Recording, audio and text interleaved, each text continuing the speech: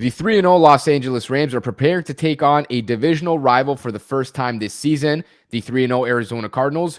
Who's going to win that game and what should we look out for? Find out on this episode of the Locked On Rams podcast.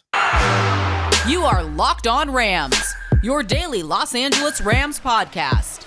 Part of the Locked On Podcast Network, your team every day.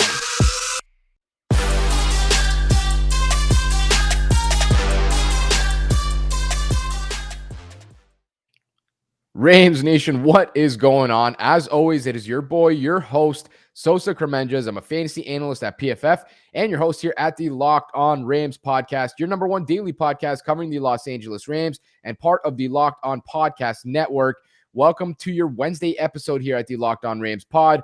Of course, for those that are watching on YouTube, you can already see what's going on here. And for those that aren't listening on YouTube, that are listening on a podcast platform, you guys know how we do Wednesdays around here. I got my man, former host, Bear Motter, a.k.a. I'm going to call him Brad. It's just a lot easier for me. My man Brad's on, and we have a lot to discuss in this episode. Of course, we're going to dive into some of his takeaways and thoughts from that Week 3 game between the Rams and the Bucs, which I'm still not over. I mean, that was one of the best experiences I've had in years watching the Rams. It was so fun. And then, of course, we're going to flip the page and dive into what to look out for. And Brad can share his prediction for this Rams-Cardinals game. I'll share mine tomorrow. But before we get there, my man Brad, how are you doing? How was that game for you? I know you had to enjoy it just as much as I did. Oh my gosh, that was awesome. Like, I've never talked so much trash to my TV and just come on, you want that, Brady? Like, just all up in the TV, just so excited. Been so much anticipation leading up to this. Oh, it's gonna be a close game. You're watching all the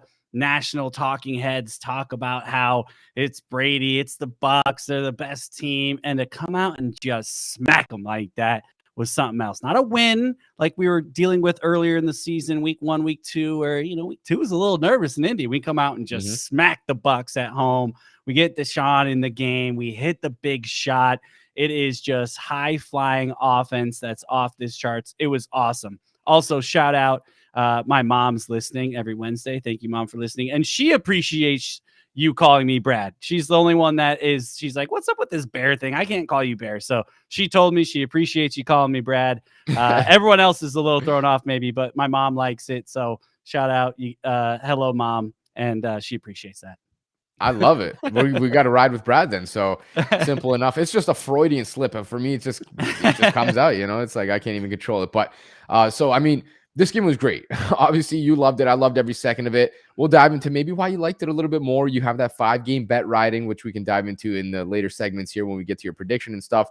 And for those that have listened, probably know that you have the Rams winning the first 5 games this season. So hopefully that payout comes to be true. Hopefully that comes to fruition. But when you watch this game and you think back to really how it just kind of unfolded between the Rams, the Bucs, in general, was there anything that kind of got you going, that got you excited to kind of see? I know you kind of mentioned there DeSean Jackson coming to life. We talked about that a little bit. Was there anything in general, though, in specific, maybe the defense, how they shut down that offense, that really made you feel good about where this team is right now and kind of where they're headed into week 4? Yeah, here's my quick recap. 1, kickoff didn't go 50 yards. I know you mentioned that a couple times, but right out the gate was like, okay, and we're better than our first 2 games already.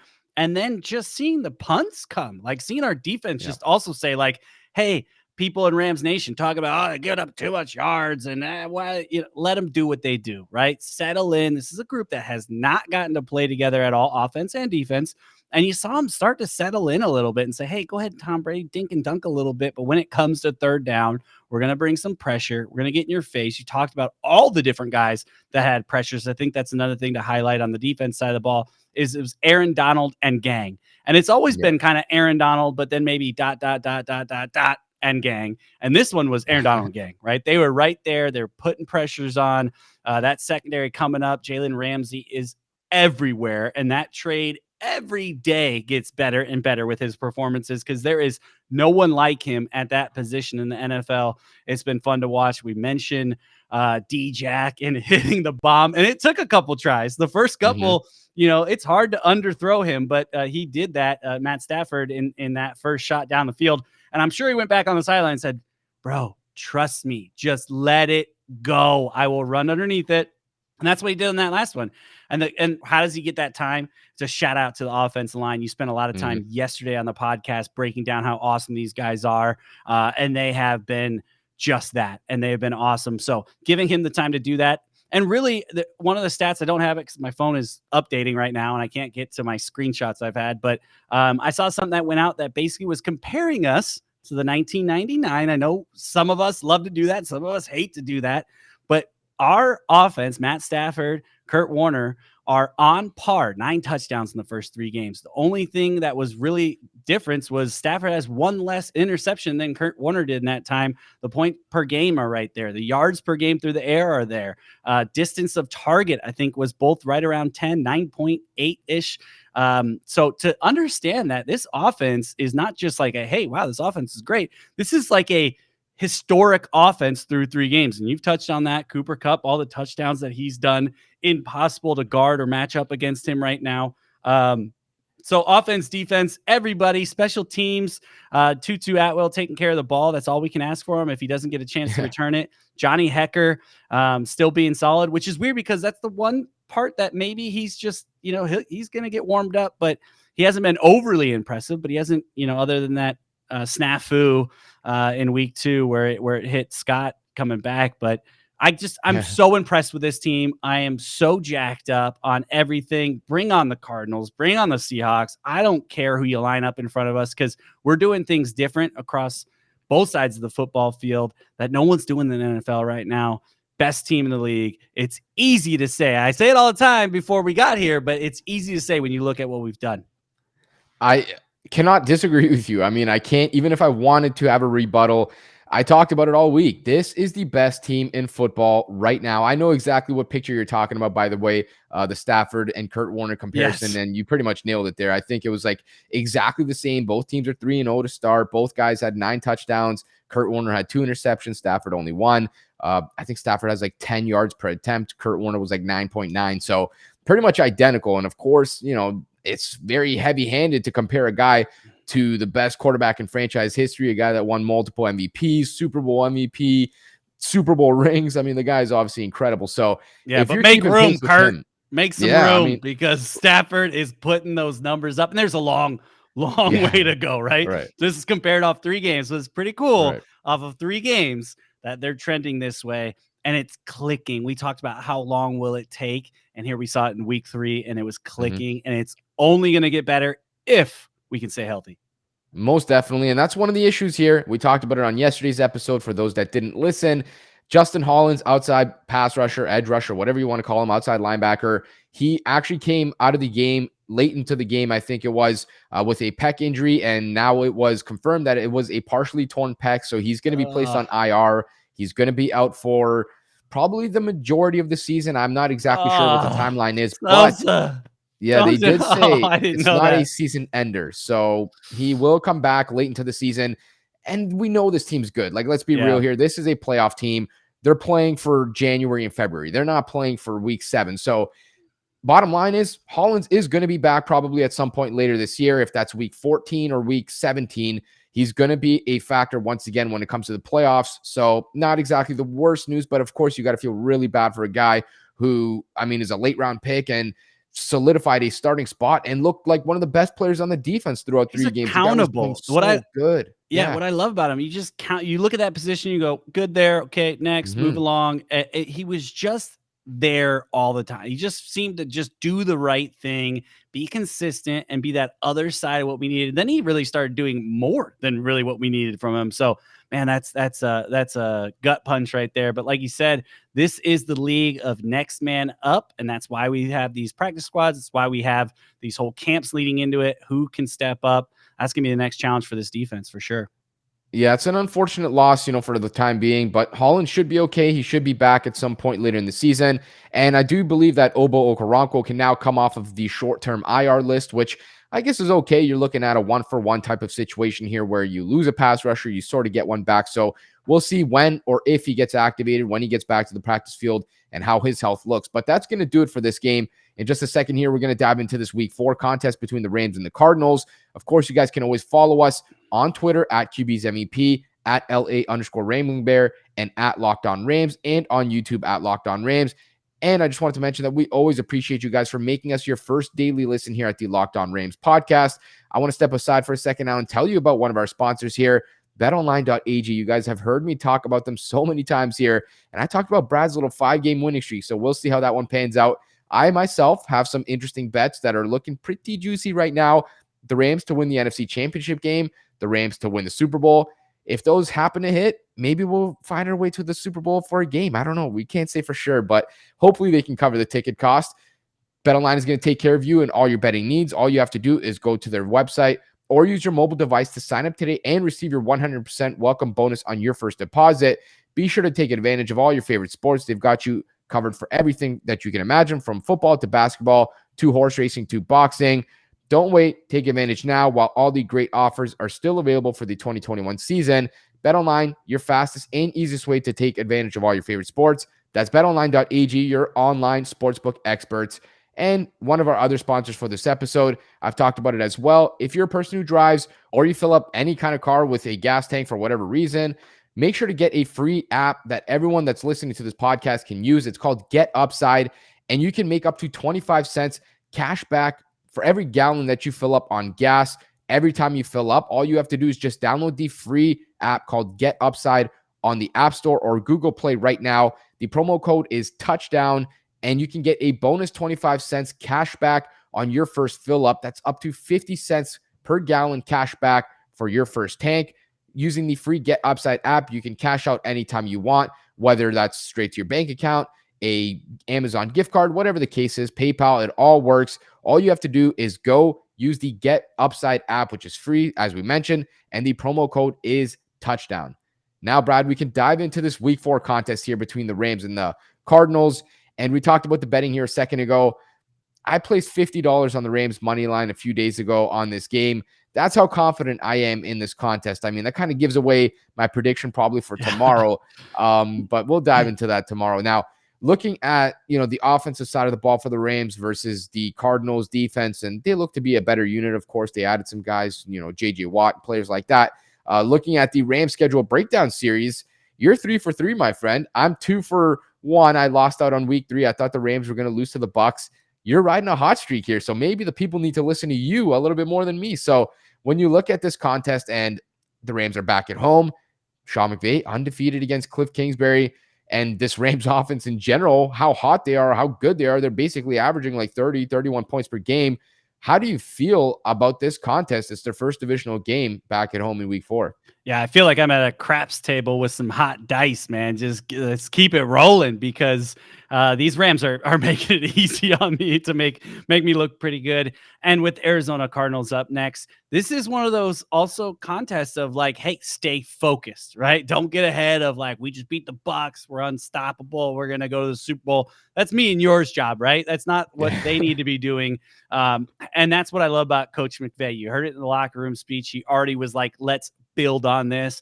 Let's keep this momentum going. And he's already got him flipped over. We talked about this in the first segment, going back to the Bucs game. They have been focused for a few days now on their next opponent. So it's really going to be up to them to come out. They're a better football team. Yes, Arizona has made improvements. Sean McVay has dominated the Cardinals since he's got here. And I just think that the way that this matches up, it really falls right into our hands as far as what we're trying to do. They're still trying to click and find that energy from last year with some of the new pieces that they have. Their defense has gotten better, but is it going to stop the greatest offense in the NFL right now? I don't see it happening. So I'm with you on that $50 on the money line. And if I've got it in my account, I'll probably try to double down, because I do too many same game parlays and I lose all my money. I just need to go money line, call it a day, because the Rams, I just love everything about this matchup. This is one of those games where we just continue to own our dominance. At the same time, remember, this is a team that's coming in with a great record and fighting for first place in their own right. So they're coming in hot. They're feeling good about what they've done. They've had a couple close contests as well, so they've built off that on how to win those close games. But I really think this is going to be one of those ones where we get on them before halftime. We come out of halftime, score, and really create that gap to where now Kyler Murray is not just trying to run his offense, but he's trying to really move the football. And that's where our defense is just really, really tough. And I think that's where Sean McVay and the guys really try to do this, is like, hey, let's have our offense flex it up and let our defense win this in the second half. We can still move the football if we need to, but we saw with Sony Michel didn't get a lot of action until all of a sudden, hey, we're up a couple scores, and he can just wear people out and start running downfield. We'll see if we get Henderson back. If it were up to me, I'd probably say keep sitting him. Let's get him to where he feels like, hey, I feel really good. I'm at close to 100%. And a division opponent like this, you would think you feel like you need him. But last week proved that we can get it done without him. So this game is going to be, it's a division game, so it doesn't get any better than this. We got the Seahawks on a short week turnaround from there. So get it done early, start to kind of, put these chips away in the fourth quarter, and hopefully we can just kind of suck up some clock. But I love this matchup, obviously for the reasons that I mentioned earlier, McVay never losing. But man, another one where at this team, I'm just so high on energy with the Rams that I'm like, let's lace them up right now and go.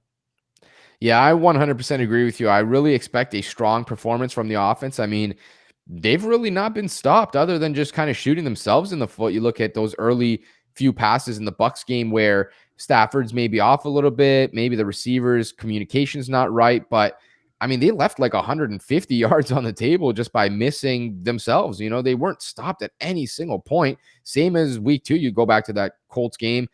Really, only the interception was that huge issue, and that was a tip pass. So this offense has not been stopped yet, and I just feel bad for the Cardinals defense, man, because this team, they're good. There's no denying that. You look at the Locked On Power Rankings, and that's voted on by every host we have at the network here, and the Rams came in at number 1, the Cardinals at number 8. But I mean, the Cardinals are one shanked field goal away from 37 yards against the Vikings from being 2-1, right? Then we're not talking about them and honestly, the Jags had them up at halftime, yes, right? Like, yeah. and that's a rookie quarterback, and they had a pick 6. They changed the momentum in the second half. You're not getting Matt Stafford rolling out left under pressure, throwing it back to the right side for a pick 6. So those type of freebies that they got last week, that's the other thing. I look at the quality of play, who they did. You talked about that shank field goal. I feel like they're not going to get those breaks unless the Rams somehow give it to them. If we can play a clean game, just physically and skill wise, there's just a difference. There has been for years. And that's the greatest thing about finally playing division opponents is, hey, let's put little brother back where he belongs. And that's down in the basement, hang out with the Seahawks down there. And then when we can start licking our chops, to get Seahawks on Thursday night. But the Niners, bring on the Niners. I'm ready for that game. I know we have got a few weeks. I can't wait to talk about that one too. I love it, man. That's the attitude to have right now. The Rams are the best team in the NFL, and someone has to come take that crown as of right now, right? There's no reason to crown them, I guess, but that's just the reality. The Rams are the best offense in football right now. They're clicking on every cylinder. They're not exactly being explosive in the running game, but they haven't needed to be, and the passing game has not been stopped. I mean, they've won every way you could possibly win. That's short, intermediate, deep, across the field, left, right, any receiver, any tight end. It does not matter. This offense looks unstoppable, but the defense is going to be a different story. Of course, the Cardinals offense is also very good. Kyler Murray, very much so in the MVP race. Some might even say he's the leader in the clubhouse right now. So we'll dive into that in just a second here. Make sure to tune back in tomorrow at the Locked On Rams podcast for your first daily listen for the crossover episode. I'm going to be hosting a very good episode with the Locked On Cards hosts, Alex Clancy and Bo Brock. It's going to be a good one. Always have a lot of fun with those guys chopping it up. This is our last sponsor for this episode. You guys have heard me talk about Built Bar many times here at this podcast. They are by far the best protein bar on the market, and that is coming from experience. I've tried many different protein bars. Some are chalky, some are expensive, some are way too high in calories. Some hardly have any protein, so I don't even know why they call themselves protein bars. You have none of these issues when it comes to the Built Bar. You can package your box however you prefer. They've got a bunch of different flavors, nearly double digits, so you can really choose what you like. The bars, they're also healthy. They're low in calories, low in sugar. They're high in fiber, high in protein, and they even work for you if you are on the keto diet. You'll even get a free cooler with your purchase while the supplies last. All you have to do is just go to BuiltBar.com and use the promo code LOCK15 for 15% off at BuiltBar.com.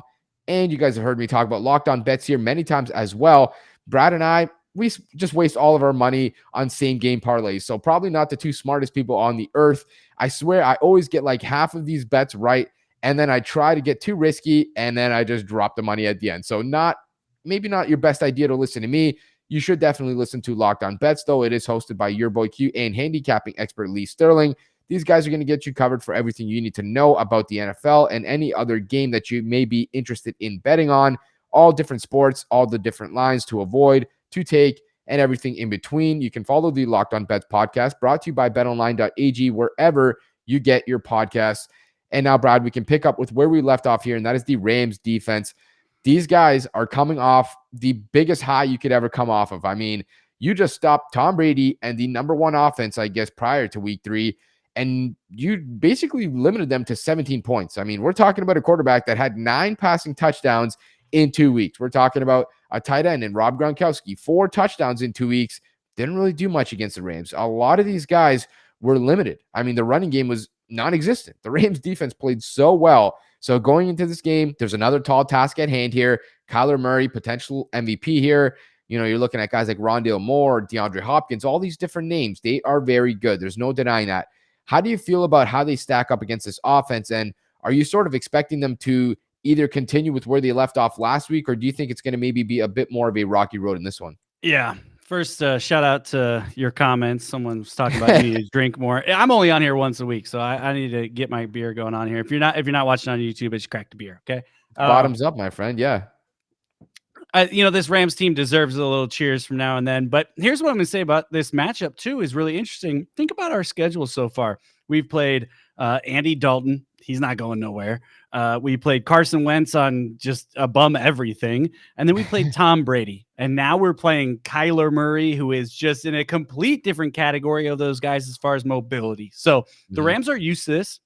He's in their division. We play Russell Wilson. We've played many of mobile quarterbacks in the past, but this is this defense, right? This is this coordinator. This is this year. So how does it match up? I think it's going to be a big key on almost that let's let anyone else beat us, right? Like we can't let Kyler run around, have these video game highlights where everyone's giving him the MVP trophy because he made all of our defenders look stupid because he's running around and then he finds somebody halfway down the field, because it's hard to guard somebody in the NFL, let alone for 15 seconds, right?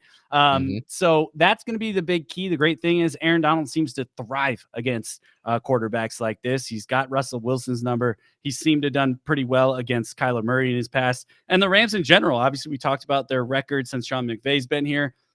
That's going to be the key. We've got to slow down Kyler. We got to make him throw the ball quick. And from there, our defense can do everything else, right? We've talked about in the first couple of weeks, they're giving up too many 8-yard gains and they get down the field and then they get no points, or they're lucky to get 3 points. And that's where we have to live with this game, is going, hey, 3 points is a win. If we let them get down the field, go for it. You want to start going for it on 4th down? Look at our track record this year. That's not so good. I wouldn't recommend it. Take the points because we're about to score a milli on the board. So I think that's the big key. Stopping Kyler Murray, making some of these other guys try to, beat us. And then let Jalen Ramsey and the boys in the back half of that defense come up and make the big hit. Aaron Donald feasting because, he's just starting to get going himself, right? Like he's got a couple sacks on the season, but if you ask Aaron Donald, he'll tell you right now, he's underperforming.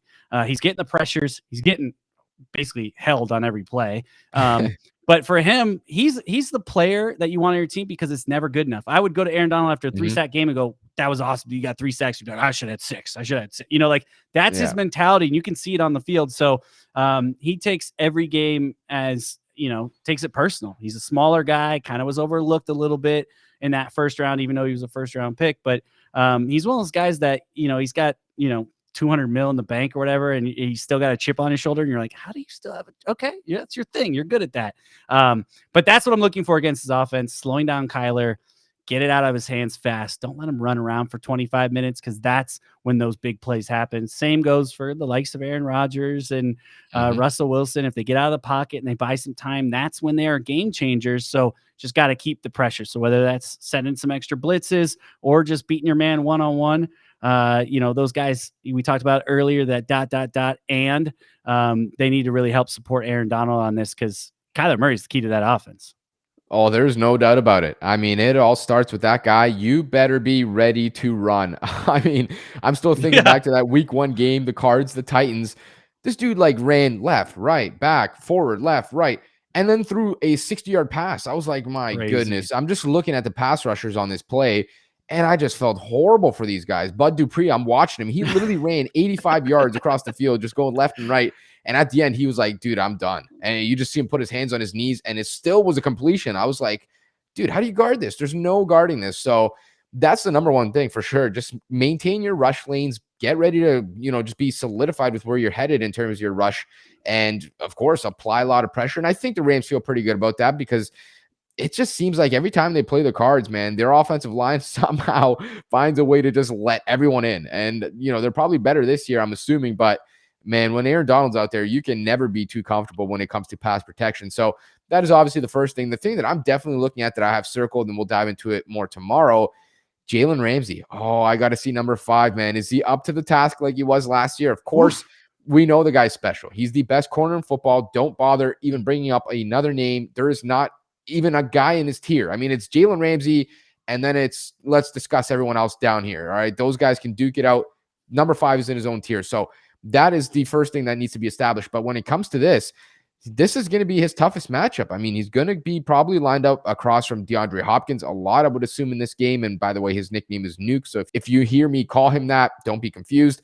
That's going to be a tough battle. But last year, we know he blanketed Nuke. I mean, Nuke did not do anything in those games, those 2 games against the Rams. So if there's a guy that can shut him down, it's going to be Jalen Ramsey. So that's the thing I have circled in this one for the Rams defense is, are their DBs going to be up to the task? Because the receivers for the Cardinals this year are even better than they were last year. You're looking at guys like Hopkins, of course, but outside of him, Rondale Moore, the very exciting rookie who is so hard to bring down on first contact. He's going to break 2-3 tackles every time.